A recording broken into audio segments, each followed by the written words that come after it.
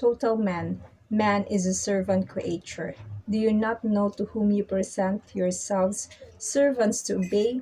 You are the one servant whom you obey, whether of sin to death or of obedience to righteousness. But God be thanked that though you were slaves of sin, yet you obeyed from the heart that form of doctrine to which you were delivered. And having been set free from sin, you became servants of righteousness. For when you were servants of sin, but now having been set free from sin and having become servants of God. In Romans chapter 6 verse 16 to 18, we discover the most basic elements of man's creation. Man in essence is a servant type creature which is controlled by his owner and master. Man has never been the owner or master of himself. He therefore is not in control of his own life. Rather, he is controlled by the life of another. He is and always has been owned by a master more powerful than himself. In Romans chapter 6 verse 17, it says that as an unbeliever, we were slaves of sin.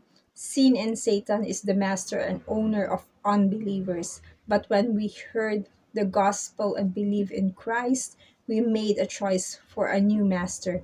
Christ came into our lives and became Lord and Master. Now we are servants of righteousness, Christ and God. A servant of our choices. Even though man has always been a servant of a master, he has always been given certain basic freedoms and choices in life. He can come and go to do as he pleases. He can choose his job, wife, husband, place of living, foods to eat, things to buy, etc. But even with certain freedoms and choices, he always remains a servant of another.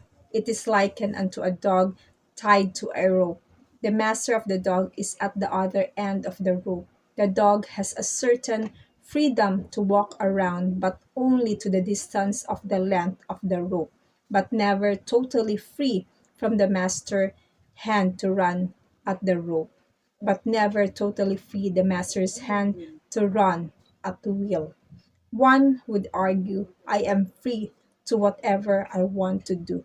But that is exactly the attitude our old master gave us, for that was and is his will, which is also the very thing God used to bring man to frustration, depression, and the end of himself in order to see his need for God.